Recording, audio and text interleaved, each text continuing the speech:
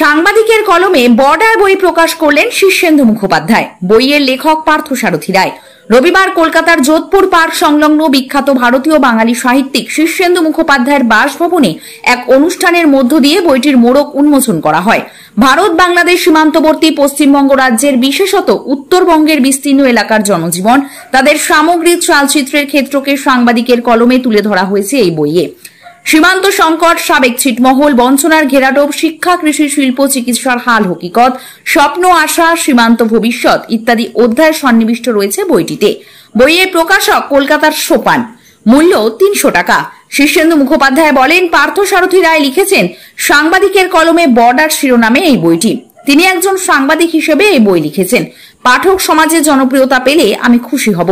লেখক পার্থসারথী রায় বলেন, বর্ডার এলাকার পরিমণ্ডলে বেড়ে ওঠার পাশাপাশি সাংবাদিক হিসেবে কাজ করার সুবাদে আমার মনে হয়েছে সীমান্তবাসীর বাস্তব চিত্র মলাটবদ্ধ হওয়া অত্যন্ত প্রয়োজনীয়। পার্থসারথী রায় বইটি লিখেছেন। বইটির নাম হচ্ছে সাংবাদিকের কলমে বর্ডার। এতে উনি তার নিজস্ব অভিজ্ঞতা যা হয়েছে সেগুলো সম্পর্কে লিখেছে। প্রত্যক্ষদর্শী তার অভিজ্ঞতা কথা। এই বইটি পাঠকপ্রিয় হলে আমি খুশি।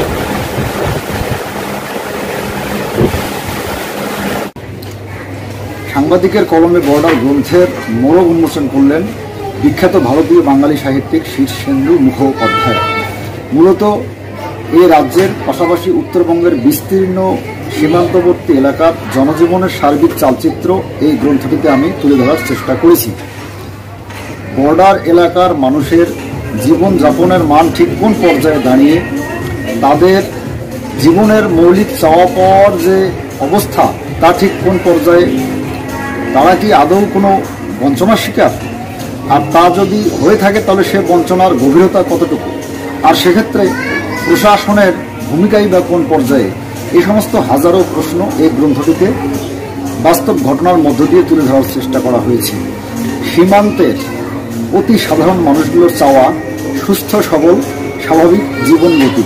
সেক্ষেত্রে দলমত নির্বিশেষে প্রশাসনিক ইতিবাচক প্রয়োজনীয় পদক্ষেপ গ্রহণ করা হলে এবং বর্ডার এলাকার বাসিন্দাদের আঙ্গিনায় আঙ্গিনায় নতুন সূর্যোদয় ঘটলে তবে হবে আমার এই গ্রন্থ রচনার সার্থকতা।